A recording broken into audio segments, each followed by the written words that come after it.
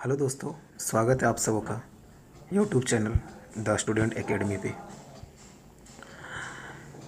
प्रतियोगिता दर्पण का सार संग्रह का पार्ट 2 है ये। पहला क्वेश्चन है, भारतीयों के संदर्भ में सर्वाधिक प्राचीनतम अभिलेख मध्य एशिया के बोगोज से प्राप्त हुआ है। इस अभिलेख में उल्लेखित देवता है।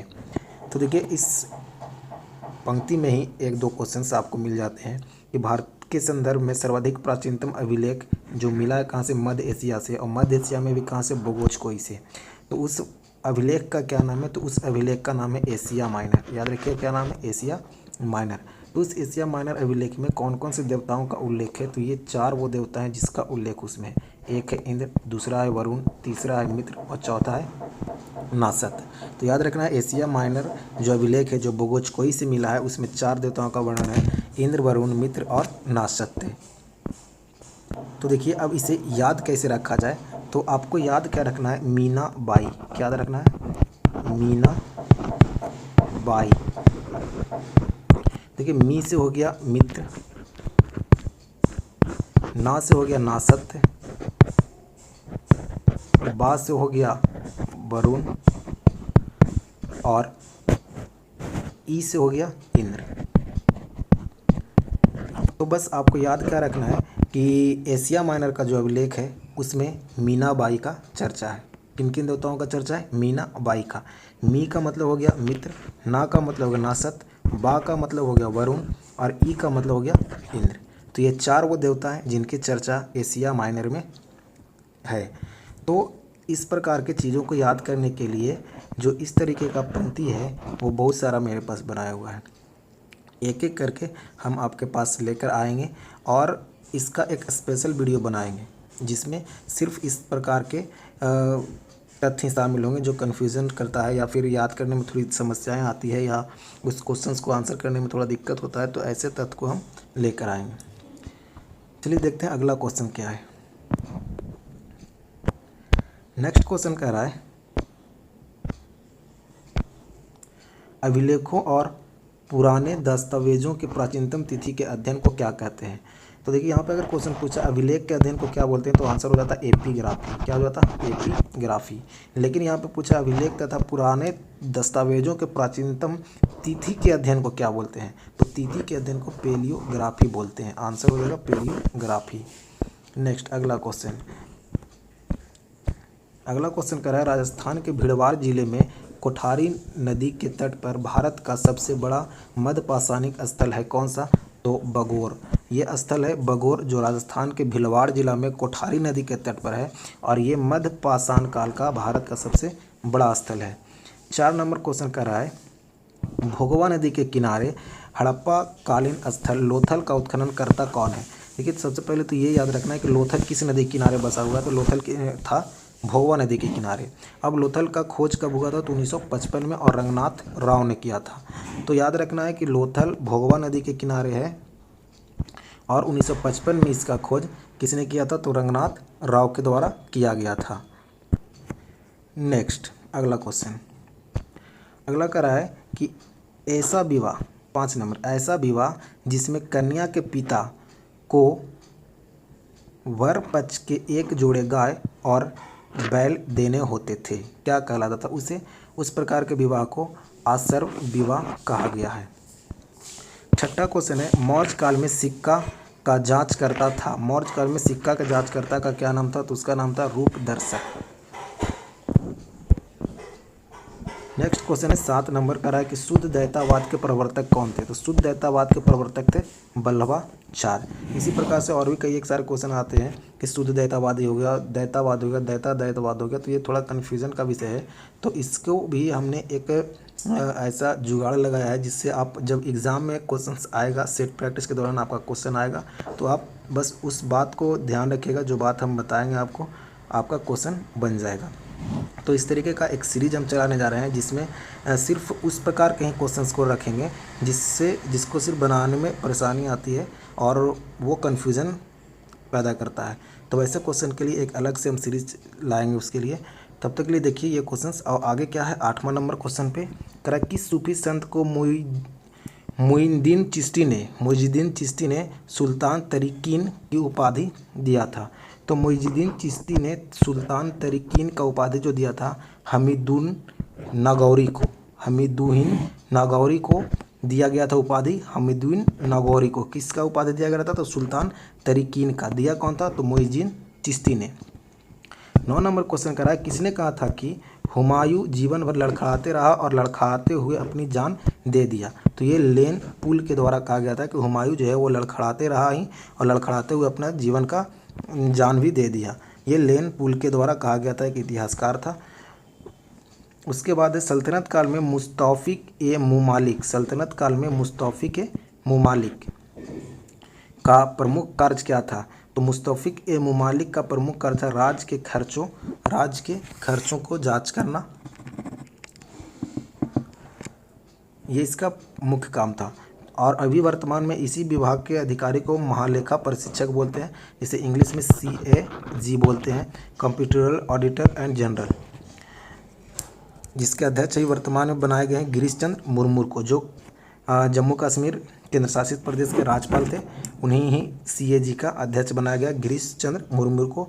और जम्मू कश्मीर केंद्र शासित प्रदेश का लेफ्टिनेंट गवर्नर बना दिया गया किसे? मनोज सिन्हा को।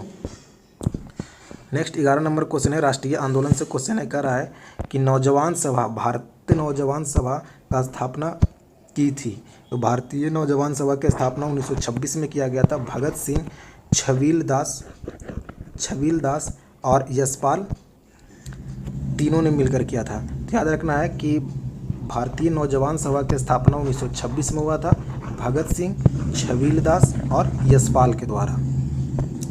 नेक्स्ट अगला क्वेश्चन कह रहा है, गांधी इरविन समझौता कब हुआ था? गांधी इरविन समझौता 5 मार्च 1931 को हुआ था। गांधी इरविन समझौता 5 मार्च 1931 को हुआ था। कहाँ पे? तो दिल्ली में हुआ था। इसी को दिल्ली समझौता के नाम से भी जानते हैं। अगर क्वेश्चन पूछते दिल्ली समझौता किनके बीच हुआ था, तो गांधी और इरविन के बीच हुआ था। या पूछते कि दिल्ली समझौता कब हुआ था, तो 5 मार्च 1931 को हुआ था। गांधी इरविन समझौता पूछते तो आप भी आंसर हो जाएगा 5 मार्च 1931 को हुआ था। 13 नंबर क्वेश्चन करा है कि कांग्रेस के किस अधिवेशन में मौलिक अधिकार एवं राष्ट्रीय ये आर्थिक कार्यक्रमों के संदर्भ में प्रस्ताव पारित किया गया था? तो ये मौलिक अधिकार संबंधी जो प्रस्ताव पारित किया गया था 1931 के कराची अधिवेशन में ये प्रस्ताव पारित किया गया था, जिसके अध्यक्षता पटेल साहब ने किया था, सरदार पटेल ने किए थे। नेक्स्ट क्वेश्चन है 14 नंबर क्वेश्चन करा है कि किस अधिनियम के द्वारा प्रांतों से दैव शासन व्यवस्था को समाप्त कर केंद्र में दैव शासन लागू किया गया? तो आंसर हो जाएगा 1935 के भारत शासन अधिनियम। देखिए यहाँ से क्वेश्चंस कितने प्रकार के आते हैं। पहला क्वेश्चन क्या आएगा कि केंद्र में द्विसदनात्मक सरकार की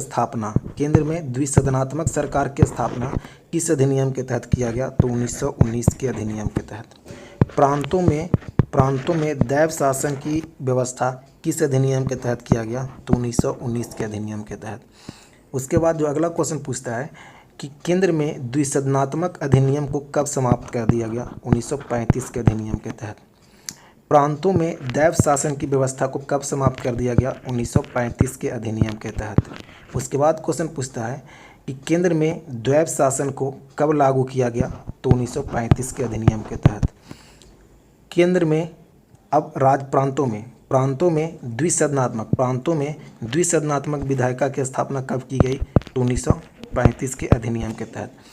कुल मिला के ये जो क्वेश्चंस है वो 1 2 3 4 5 6 क्वेश्चंस आते हैं यहाँ से।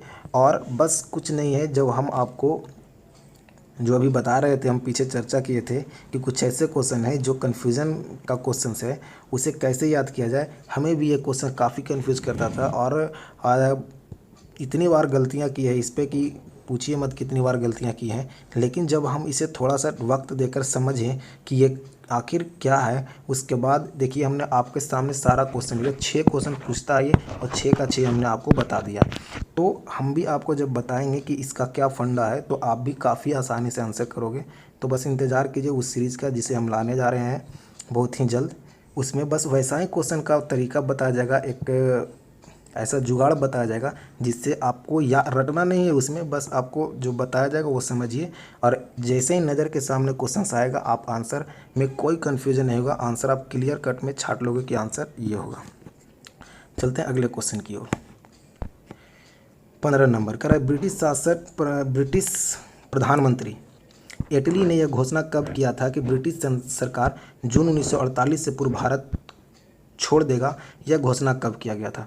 यानी ब्रिटेन के प्रधानमंत्री क्लेमेंट एटली, जब भारत को स्वतंत्रता मिल रही थी तो उस समय ब्रिटेन में प्रधानमंत्री क्लेमेंट एटली थे और लेबर पार्टी का सरकार था। तो ये घोषणा कब किया गया था ब्रिटेन सरकार के द्वारा कि हम 1948 से पूर्व भारत को छोड़ देंगे? यह घोषणा 20 जनवरी 1947 को किया गया था। नेक्स्ट 16 नंबर क्वेश्चन कर रहा है किस अधिनियम के द्वारा बर्मा को भारत से अलग कर दिया गया तथा 2 नए प्रांत सिंध और उड़ीसा को बनाया गया? तो आंसर हो जाएगा 1935 के भारत शासन अधिनियम। इसे भारतीय संविधान का ब्लूप्रिंट कहा जाता है क्योंकि अधिकांशतः जो विधि थे, जो कानून थे, वो इसी अधिनियम से लिए गए हैं। देखिए, भारत जब स्वतंत्र हुआ था तो स्वतंत्रता के बाद संविधान लागू होने में काफ़ी वक्त लगा। तो जब तक संविधान लागू नहीं हुआ उतने दिन का जो गैप था, उस समय आज़ादी से गणतंत्रता के बीच का जो समय काल है, कालखंड है, उस समय में भारत का जो शासन व्यवस्था था वो भारत शासन अधिनियम 1935 से ही चलता था। ये क्वेश्चन भी पूछा गया है कि जब भारत स्वतंत्र हुआ था और जब संविधान लागू नहीं हुआ था, यानी संविधान लागू होने तक भारत की शासन व्यवस्था किससे चलाई जाती थी? तो भारत शासन अधिनियम 1935 के द्वारा ही संचालित होता था। नेक्स्ट क्वेश्चन है 17 नंबर का रहा है कि माउंटबेटन योजना के आधार पर ब्रिटिश संसद ने भारतीय स्वतंत्रता अधिनियम 1947 पारित किया था। माउंटबेटन योजना, आप जानते हैं माउंटबेटन योजना के तहत भारत का विभाजन होगा। क्वेश्चन ये भी पूछता है कि भारत का विभाजन किस योजना के तहत हुआ? तो माउंटबेटन योजना के तहत। तो माउंटबेटन योजना के आधार पर ब्रिटिश संसद में भारतीय स्वतंत्रता अधिनियम 1947, भारतीय स्वतंत्रता अधिनियम 1947 कब प्रस्तुत किया गया था, यानी पारित कर दिया गया? तो 18 जुलाई 1947 को। 18 जुलाई याद रखना, छोटा डेट, क्योंकि अभी ये सब डेट भी पूछा जाता है एग्जाम में। तो 18 जुलाई 1947 को ब्रिटिश संसद ने पारित कर दिया माउंटबेटन योजना के आधार पर कि भारत को हम स्वतंत्रता कर देंगे, यानी भारत स्वतंत्रता अधिनियम 1947 को। नेक्स्ट, आज़ाद हिंद फौज के सैनिकों एवं अधिकारियों के मुकदमे में आज़ाद हिंद फौज की ओर से वकालत यानी वकील थे, यानी आज़ाद हिंद फौज के ऊपर जो केस मुकदमा चल रहा था उसकी वकालत करने वाले वकील का नाम क्या है? तो उसमें शामिल कौन कौन थे? तो भुल्ला भाई देसाई, तेज बहादुर सप्रू, कैलाशनाथ काटजू और जवाहरलाल नेहरू। तो ये 4 थे, तो आपको याद रखना है। लेकिन इससे एक क्वेश्चन और क्या पूछता है कि आज़ाद हिंद फौज के जो अधिकारियों पर मुकदमा चल रहा था उनमें जितने भी वकील थे, भुल्ला भाई देसाई, तेज बहादुर सप्रू, कैलाशनाथ काटजू और जवाहरलाल नेहरू, तो इसकी अध्यक्षता कौन किए थे? ये क्वेश्चन पूछता है। तो याद रखना है कि उसकी अध्यक्षता तेज बहादुर सप्रू कर रहे थे। नेक्स्ट अगला क्वेश्चन है 19 नंबर, शाही नौसेना विद्रोह 1946 की शुरुआत हुई थी। कह रहा है शाही नौसेना विद्रोह जो 1946 में हुआ था उसकी शुरुआत किससे हुई थी? तो SMIS तलवार नामक जहाज से हुई थी। क्वेश्चन ये डायरेक्ट पूछा जाता है कि नौसेना विद्रोह 1946 में कौन सा भारतीय लड़ाकू पोत जो था वो शामिल हुआ था? तो उसका नाम था INS तलवार। आज़ाद हिंद सेना ने अंडमान निकोबार द्वीप समूह का नाम रखा था क्या? तो अंडमान निकोबार द्वीप समूह को क्रमशः शहीद द्वीप और स्वराज द्वीप नाम दिया गया है। भारतीय संविधान से क्वेश्चन है 21 नंबर के भारतीय संविधान के मूल कर्तव्य को जोड़ा गया। भारतीय संविधान में मूल कर्तव्य नहीं था, ये 42वां संविधान संशोधन 1976 में जोड़ा गया जो सरदार स्वर्ण सिंह समिति के सिफारिश पर हुआ था। 42वें संविधान संशोधन को लघु संविधान कहा जाता है क्योंकि इसमें बहुत सारे परिवर्तन हुए थे।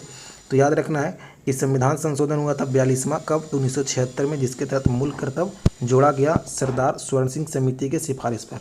प्रारंभ में मूल कर्तव्यों की संख्या थी कितना? 10। वर्तमान में मूल कर्तव्यों की संख्या 11। 66वां संविधान संशोधन 2002 के तहत 6 वर्ष से 14 वर्ष तक के बच्चों को निःशुल्क एवं अनिवार्य शिक्षा दिया जाएगा। ये मूल कर्तव्य में शामिल कर दिया गया।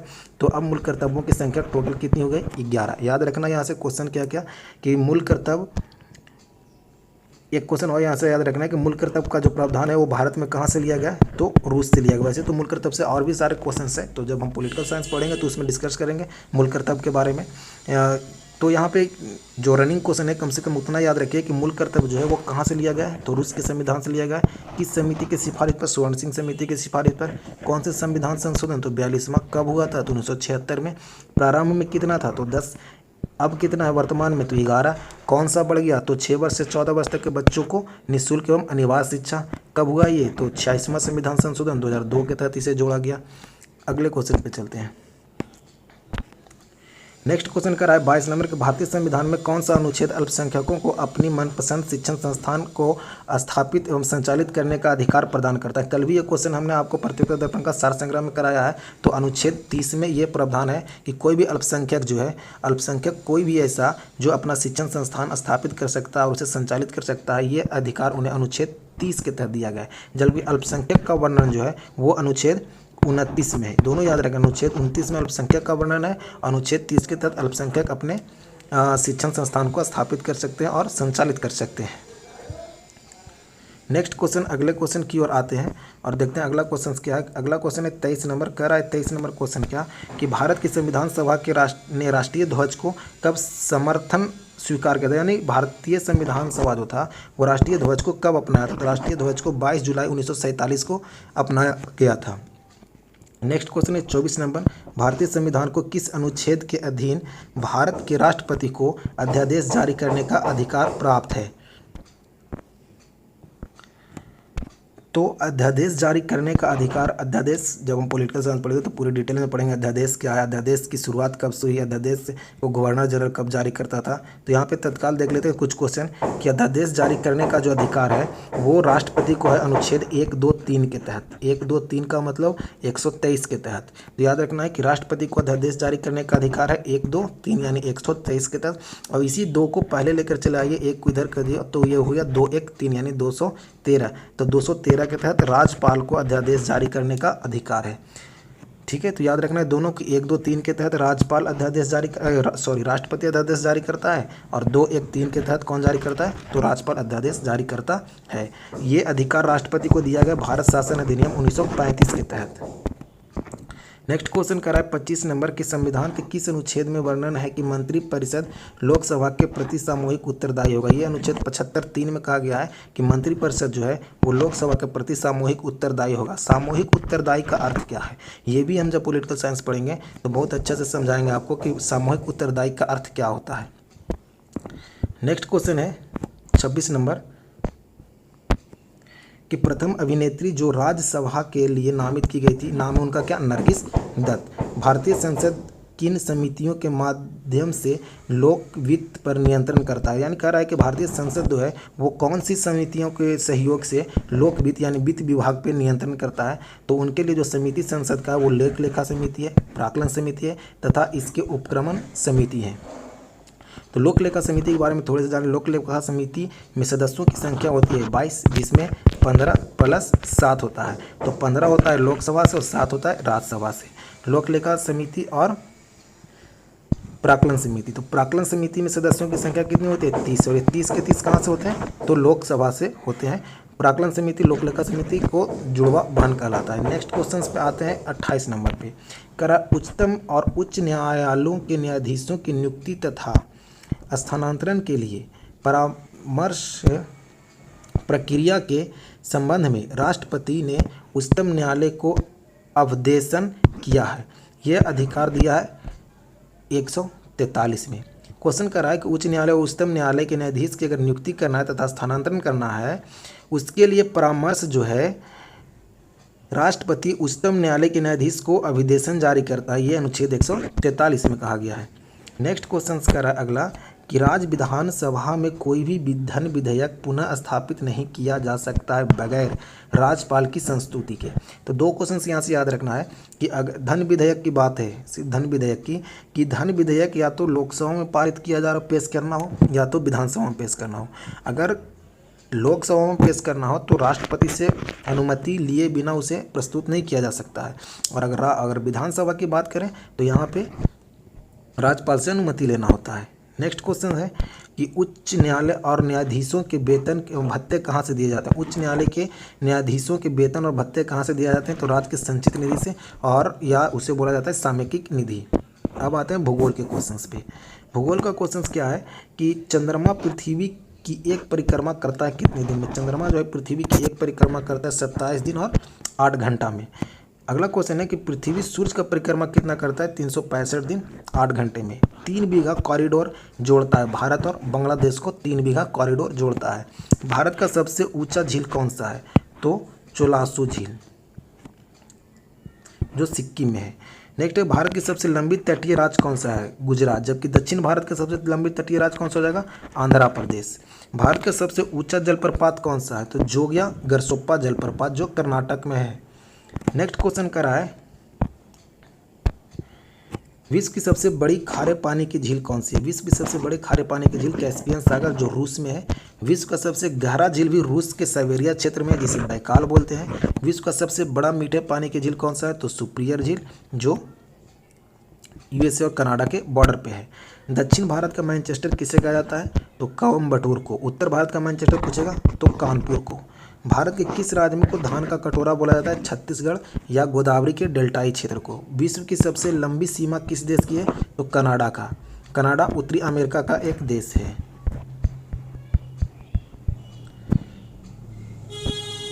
चलिए अब आते हैं पर्यावरण एवं जैव विविधता पे। कह रहा है साइलेंट वैली परियोजना किस राज्य से संबंधित है। साइलेंट वैली परियोजना जो है वो केरल राज्य से संबंधित है। साइलेंट वैली जो है वो केरल में ही है। नेक्स्ट क्वेश्चन कर रहा है 42वां राष्ट्रीय उद्यानों में अनुवांशिक विधियों को रख रखाव किया जाता है तो इन सीटू संरक्षण के द्वारा। बहुत इंपॉर्टेंट क्वेश्चन है, याद रखिएगा ये कि राष्ट्रीय उद्यानों में अनुवांशिक विविधता का रख रखाव जो किया जाता है वो इन सीटू संरक्षण के द्वारा किया जाता है। एक्स सीटू क्या है, एक्स सीटू संरक्षण एक ऐसी प्रक्रिया है जिसका द्वारा वनस्पति और जानवरों को विलुप्त प्राय प्रजातियों का संरक्षण किया जाता है। अब देखिए यहाँ पे 2 तरीके का मुद्दा आ गया, एक तो है इन सीटू और एक है एक्स सीटू। तो दोनों याद रखना है कि इन सीटू में अनुवांशिक विविधता का रख रखाव किया जाता है जबकि एक्स सीटू में वनस्पति एवं जानवरों की विलुप्त प्राय प्रजातियों का संरक्षण किया जाता है। अब देखिए इसे याद कैसे रखा जाए। इन सीटू, इन का मतलब होता है में, तो अनुवांशिक विविधता का जो रख रखाव होगा वो राष्ट्रीय उद्यानों में है, यानी राष्ट्रीय उद्यानों में अनुवांशिक विविधता का, तो में का मतलब में, इन का मतलब में, तो याद रखना है कि राष्ट्रीय उद्यान में का रहा है यानी इन सीटू होगा। अच्छा एक्स का मतलब क्या होगा, एक्स का मतलब वो रिटायर हो रहा है यानी वो एक्सपायरी हो रहा है, यानी एक्स का मतलब क्या, एक्सपायर हो रहा है वो। तो जो एक्सपायर हो रहा है वैसे वनस्पतियों को संरक्षण के लिए, वैसे वनस्पतियों और जानवरों के संरक्षण के लिए किया जाता है, उसे क्या कहा जाता है, एक्स सीटू संरक्षण बोला जाता है। तो याद रखना एक्स सीटू किसके लिए, जो वनस्पति या जानवर विलुप्त प्राय हो रहे हैं यानी खत्म हो रहे हैं यानी एक्सपायर हो रहे हैं वो, और राष्ट्रीय उद्यानों में अनुवांशिकता के लिए तो इन सीटू। 14 नंबर क्वेश्चन करें जैव विविधता के साथ साथ मनुष्यों के परागत जीवन के संरक्षण के लिए सबसे महत्वपूर्ण रणनीति क्या है। तो जैव विविधता के साथ साथ मनुष्य यानी जीवमंडल, तो जैव विविधता के साथ साथ मनुष्य का भी रहना और संरक्षण प्रदान करना जीवमंडल ही कहलाता है। प्राकृतिक एवं प्राकृतिक संसाधन अंतर्राष्ट्रीय संरक्षण संघ IUCN द्वारा प्रकाशित रेड डाटा बुक में सम्मिलित किया जाता है। तो संकटग्रस्त पौधे और पशु जातियों की सूची को शामिल किया जाता है IUCN में। तो IUCN के बारे में थोड़ा जान लेते हैं। IUCN का फुल फॉर्म क्या होता है, ये पूछा जाता है क्वेश्चन। तो आंसर होगा इसका international union for conservation of nature. क्या होगा, international union for conservation of nature. देखिए यहाँ पे रटने वाला चीज़ है ही नहीं। आई फॉर इंटरनेशनल यानी विश्व स्तरीय, यू का मतलब यूनियन यानी एक समूह, कंजर्वेशन और एन फॉर नेचर यानी प्राकृतिक। तो इसका स्थापना जो किया गया था वो 1948 में किया गया था। इसका मुख्यालय है गलांड में। ये पड़ता कहाँ पे है, तो स्विट्जरलैंड में पड़ता है, याद रखना है। IUCN की स्थापना 1948 में हुआ, मुख्यालय गलांड जो स्विट्जरलैंड में है। IUCN के द्वारा ही रेड डाटा बुक जारी किया जाता है जो संकटग्रस्त प्रजातियों और पशुओं की संरक्षण सूची तैयार करता है। और IUCN का फुल फॉर्म क्या हो जाएगा? International union conservation of nature. अगले क्वेश्चन पे आते हैं। अगला क्वेश्चन है तरह कि कौन सा ड्रग गीधों की समिष्टता को ह्रास के लिए उत्तरदायी है? तो डिक्लोफिनेक सोडियम, याद रखना है, डिक्लोफेनिक सोडियम। डिक्लोफेनिक सोडियम जो है वो गीधों को ह्रास के लिए जिम्मेवारी है। तो याद रखना है क्या कि डिक्लोफेनिक सोडियम जो है वो गिद्धों को ह्रास के लिए जिम्मेवार ड्रग्स है। नेक्स्ट करें, किस पर्यावरण में जैव द्रव्यमान का वार्षिक उत्पादन न्यूनतम होता है? करें, किस पर्यावरण में जैव द्रव्यमान का वार्षिक उत्पादन न्यूनतम होता है? तो गहरे सागर में आंसर इसका होगा। नेक्स्ट करा है कि ग्रीन हाउस प्रभाव में सर्वाधिक योगदान देने वाला गैस कौन सा है? तो ग्रीन हाउस गैस में सर्वाधिक जो योगदान होता है वो जलवाष्प का होता है। ग्रीन हाउस गैस में सर्वाधिक योगदान जो होता है वो जलवाष्प का होता है, उसके बाद कार्बन डाइऑक्साइड का होता है, देन मीथेन का होता है, उसके बाद ओजोन का होता है। नेक्स्ट क्वेश्चन कर रहा है कि वायुमंडल के प्राकृतिक संतुलन के लिए कार्बन डाइऑक्साइड की उपस्थिति सांद्रता मानी गई है? तो 278 ppm। तो कार्बन डाइऑक्साइड की जो सांद्रता होनी चाहिए वो 278 ppm पार्ट पर मिलियन या 0.03% होना चाहिए। उसके बाद वैश्विक तापमान द्वारा सबसे पहले प्रभावित होने वाले एवं सर्वाधिक भंगुर पारिस्थितिक तंत्र है कौन सा? तो आर्कटिक और ग्रीनलैंड हिम का चादर। कह रहा है कि वैश्विक तापमान जब बढ़ेगा तो सबसे पहले प्रभावित कौन होगा? तो आर्कटिक और ग्रीनलैंड हिम का चादर। यानी जो आप जानते हैं कि आर्कटिक जो है वो सबसे ऊपर नॉर्थ पोल पे है और ग्रीनलैंड भी वहीं पे है, तो सबसे पहले जो बर्फ़ का पिघलाव होगा वो वहीं से शुरू होगा। आगे है जलवायु परिवर्तन एवं आपदा। इसमें जो क्वेश्चंस है वो क्वेश्चंस हम लोग के काम के नहीं है और वो उतना आता नहीं, लेकिन कुछ कुछ क्वेश्चन है ऐसा जो कि देख लिया जाता है। कह रहा है कि जलवायु परिवर्तन का प्रमुख कारण क्या है? तो जलवायु परिवर्तन किस प्रकार से होगा? जीवाश्मीय ईंधन का आधिकारिक प्रज्वलन से, अत्यधिक वनोन्मूलन से तथा तेल चलित स्वचालित की संख्या विस्फोट से। जलवायु परिवर्तन का प्रमुख कारण क्या है? तो देखिए, अगर जीवाश्म ईंधन का अत्यधिक आप जलाते हैं तो भी परिवर्तित होगा, अत्यधिक वनोन्मूलन करते हैं तो भी, तेल वाले गाड़ी को अधिक चलाइएगा तो भी आपका जलवायु परिवर्तन का प्रमुख कारण है। नेक्स्ट कह रहा है समय में पूर्व आम में, कह रहा है कि समय में पूर्व आम में बैर आना किस घटना का संकेत है? तो वैश्विक तापमान का संकेत है। ये क्वेश्चन कोई खास नहीं है ये सब। आगे आते हैं, देखते हैं जो थोड़ा सा इम्पोर्टेंट है यहाँ पे। ये आपका इम्पोर्टेंट क्वेश्चन है 55 नंबर। UNFCCC प्रभावित हुआ था कब से? तो 21 मार्च 1994 से। याद रखना, UNFCCC कब से प्रभावित हुआ था? तो 21 मार्च 1994 से ये प्रभाव में आया था।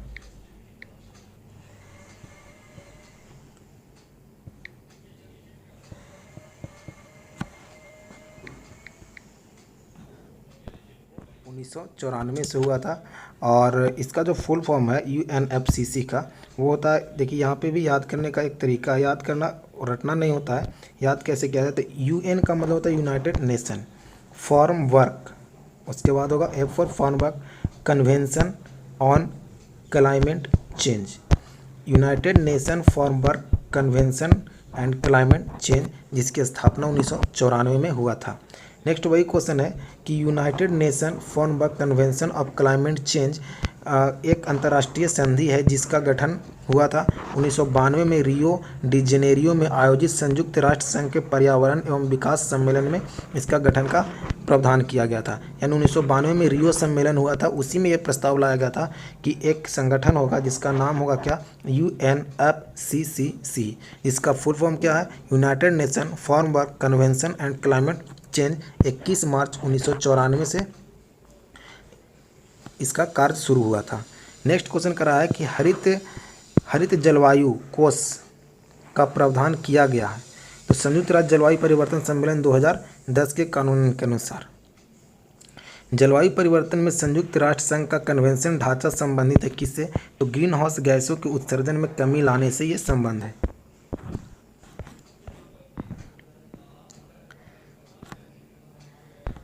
नेक्स्ट क्वेश्चन कह रहा है क्या कि वैज्ञानिकों ने भू अभियांत्रिकी द्वारा चमकीले बादल उत्पन्न कर ग्लोबल वार्मिंग को बढ़ाने पर रोक लगाने का सुझाव दिया है। इसकी पूर्ति के लिए वातावरण में छिड़का जाता है क्या? तो समुद्री जल को छिड़का जाता है। वर्ष 1997 में विश्व पर्यावरण सम्मेलन का आयोजन कहाँ पे किया गया था? क्योटो में। तो याद रखना कि क्योटो सम्मेलन जो है वो पर्यावरण से संबंधित है और ये आयोजन किया गया था 1997 में। नेक्स्ट क्वेश्चन अर्थव्यवस्था से है 61 नंबर।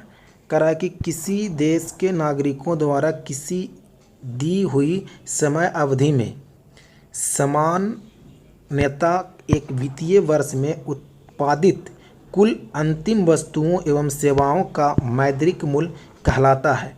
तो इसे कहते हैं सकल घरेलू उत्पाद कहते हैं। नेक्स्ट है कौन सी पंचवर्षीय योजना पीसी महालनोबिस के द्वारा आधारित किया गया था? तो पीसी महालनोबिस जो है वो द्वितीय पंचवर्षीय योजना का आधारित था और पहला जो था वो हेराल्ड डोमर पर आधारित था। भारतीय प्रतिभूति एवं विनियामक board SEBI security and exchange board of India का स्थापना किया गया था 12 अप्रैल 1988 को। 12 अप्रैल 1988 को और 1992 में इसे वैधानिक दर्जा दे दिया गया था सेबी को। सेबी का कार्य क्या है? तो स्टॉक एक्सचेंज का नियंत्रण करना। मुख्यालय इसका कहाँ है? तो मुंबई में। नेक्स्ट क्वेश्चन है ऐसा पूंजी बाजार में जिसमें निजी निगम क्षेत्र के नए अंशों और डिवेंचरों सरकारी कंपनियों की प्राथमिकता प्रतिभूतियां या निजी प्रतिभूतियां तथा सार्वजनिक क्षेत्र के ब्रांडों के निर्गमन का कार्य विकसित किया जाता है, क्या कहलाता है? तो इसे कहते हैं प्राथमिक पूंजी बाजार। नेक्स्ट है प्रत्यक्ष करों का उदाहरण है। प्रत्यक्ष कर यानी जो डायरेक्ट टैक्स है कौन सा है? तो आयकर, संपत्ति कर, उपहार कर आदि ये सभी प्रत्यक्ष कर हैं। अब प्रत्यक्ष कर का उदाहरण पूछा गया है तो बिक्री कर, तट कर, उत्पाद कर, सीमा शुल्क कर ये सभी अप्रत्यक्ष कर यानी इनडायरेक्ट टैक्स हैं। जीएसटी भी एक अप्रत्यक्ष कर है। अप्रत्यक्ष कर को हम परोक्ष कर भी बोलते हैं। अगर कहीं पे लिखा हुआ मिल जाए कि परोक्ष कर कौन सा है तो जो अप्रत्यक्ष कर होगा वही परोक्ष कर होगा। नेक्स्ट है 67 नंबर क्वेश्चन का रहा है ऐसी अर्थव्यवस्था जिसमें निजी और सरकारी दोनों का मिश्रण हो तो वो मिश्रित अर्थव्यवस्था होगा। 24 कैरेट का शुद्ध सोना प्राइम गोल्ड कहलाता है। नेक्स्ट कह रहा है कि किसी भी देश द्वारा आयातों पर लगाए गए कर को क्या कहते हैं? तो किसी भी देश के द्वारा आयातों पर लगाए गए कर को टैरिफ बोला जाता है। नेक्स्ट क्वेश्चन कह रहा है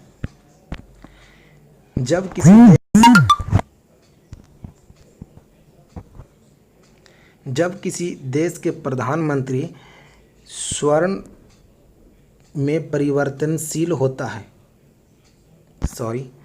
जब किसी देश का प्रधान मुद्रा स्वर्ण में परिवर्तित होता है अथवा मुद्रा का मूल्य सोने में नापा जाता है तो इस मौद्रिक व्यवस्था को क्या कहते हैं?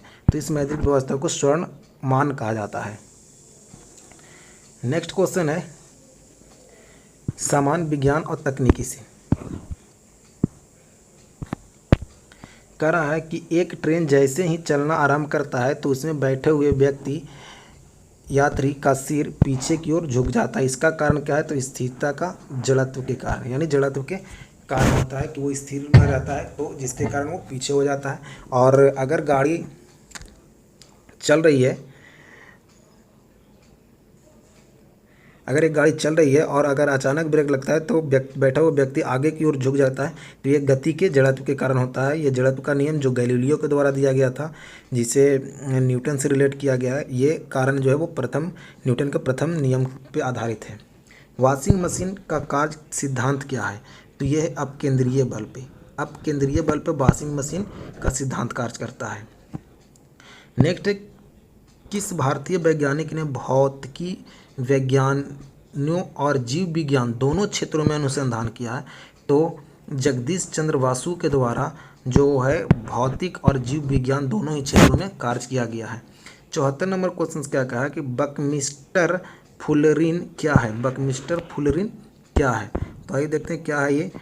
तो लिखा हुआ है कि कार्बन यौगिक का एक रूप जिसमें 60 कार्बन परमाणुओं का गुच्छा होता है जो परस्पर पंचभुज और षष्ठभुज से बने बहुफलकीय संरचना से जुड़े होते हैं, उसी को बकमिस्टर फ्लोरीन कहते हैं। नेक्स्ट कह रहा है कि परमाणु रिएक्टर में विमंदन और प्रशीतलन के लिए किसका प्रयोग किया जाता है। तो परमाणु रिएक्टर में विमंदन और प्रशीतलन के लिए भारी जल D2O का प्रयोग करते हैं।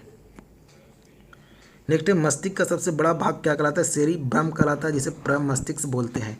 मानव शरीर का सबसे बड़ा ग्रंथि कौन सा। यकृत, जिसे लीवर भी बोलते हैं।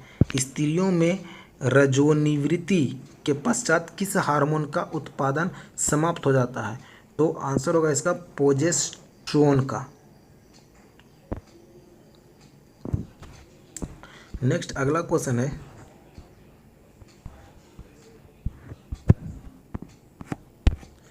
जब किसी वृक्ष की छाल वृक्ष के आधार से के पास से गोला कर हटा दिया जाता है तो धीरे धीरे सूख जाता है, क्योंकि जड़ ऊर्जा से वंचित हो जाता है, जिसके कारण यह सूख जाता है। मानव शरीर में मांसपेशियों की कुल संख्या कितनी होती है। तो 6 3 9। 6 3 कितना होता है 9, तो 639 मांसपेशियों की संख्या। अब शिक्षा और मनोविज्ञान जनरल कंपटीशन का नहीं है, संप्रेषण भी हम लोग के लिए कोई काम का है नहीं। आगे आते हैं कंप्यूटर पे। कराए सेविंग की प्रक्रिया है मेमोरी से स्टोरेज माध्यम तक दस्तावेज कॉपी करना ही सेविंग की प्रक्रिया कहलाती है। नेक्स्ट क्वेश्चन है कि डायरेक्टरी के अंदर की डायरेक्टरी को क्या कहा जाता है। तो इसे सब डायरेक्टरी बोला जाता है। असेंबल का कार्य क्या है। तो असेंबली भाषा को यांत्रिक भाषा में परिवर्तन करना ही असेंबलर का काम है। भारत में सर्वप्रथम दिखाई देने वाला कंप्यूटर वायरस का क्या नाम है। तो सी ब्रेन नाम है। नेक्स्ट क्वेश्चन है 105 नंबर।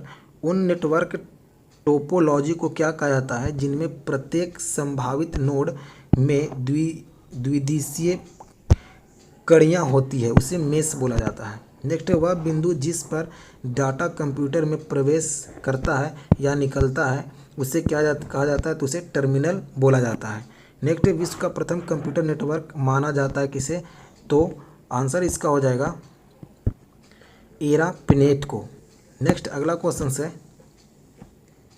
पहले से चल रहे कंप्यूटर को रीस्टार्ट करना क्या कहलाता है। तो रीबूटिंग कहलाता है। नेक्स्ट क्वेश्चन है सॉफ्टवेयर कोड की त्रुटि ढूंढने की प्रक्रिया को क्या कहते हैं। तो डीबगिंग कहते हैं इसे। सॉफ्टवेयर कोड की त्रुटि प्रक्रिया को ढूंढने की को क्या कहते हैं। तो डीबगिंग बोला जाता है इसे। 10 नंबर क्वेश्चन है 110 नंबर क्वेश्चन है सीपीयू का वह भाग जो अन्य सभी कंप्यूटर कंपोनेंट की गतिविधियों को ऑर्डिनेटेड करता है, उसे क्या कहते हैं। तो कंट्रोल यूनिट कहते हैं, यानी सारे सिस्टम को कंट्रोल करता है। अब आते हैं खेल कूद पे। तो खेल कूद में ये सारे जो क्वेश्चन है वो कोई खास क्वेश्चन है नहीं, जो भी इंपॉर्टेंट है वो अंडरलाइन किया हुआ उसी को देखते हैं। क्वेश्चन है गोल्फ में एक समस्त भूमि जहाँ पे पहला शॉट लगाया जाता है उसे क्या कहते हैं। तो टी कहते हैं। तो आपका क्वेश्चन भी आता है कि टी शब्द का संबंध किससे है। तो गोल्फ से है। तो जहाँ पे शॉट पहला लगाया जाता है उसी को टी बोलते हैं। कुश्ती की सर्वोच्चम अंतर्राष्ट्रीय संस्था कौन सी है। तो DILA यानी डिलालू। नेक्स्ट करा क्यू जिगर ब्रेक पॉट इनलक्स इन ऑफ कौन से बॉल्टिंग हाइजेंस आदि ये जो शब्द दिए गए हैं वो संबंधित हैं। तो ये बिलियर्ड से संबंधित है। नेक्स्ट करा है कि विंबलडन स्टेडियम स्थित है कहाँ पे। तो ये लंदन में। विंबलडन स्टेडियम कहाँ पे है। लंदन में है। नेक्स्ट है साइकिलिंग के खेल परिसर को क्या बोलते हैं। तो वेलोड्रम बोलते हैं। साइकिलिंग के खेल परिसर को क्या बोलते हैं। वेलोड्रम। वर्ना वेलेक्स कप किस खेल से संबंधित है। वर्ना वेलेक्स कप का संबंध टेबल टेनिस से है। घुड़सवार के खेल परिसर को क्या बोलते हैं। तो एरीना बोलते हैं घुड़सवार के खेल परिसर को। अब आते हैं कृषि पे। कृषि में कराया रोटावेटर एक उपयोगी जुताई यंत्र है जिसका लाभ मिलता है अन्य यंत्रों से 4-5 जुताई के बराबर एक जुताई रोटावेटर इसमें भी कोई खास क्वेश्चन रहता नहीं, जो इंपॉर्टेंट हो वो देख लें। फसलों में रोग रक्षा के लिए जैव बीज सोन हेतु प्रयोग किया जाता है, तो ट्राइकोडर्मा का प्रयोग किया जाता है फसलों में रोग की रक्षा के लिए।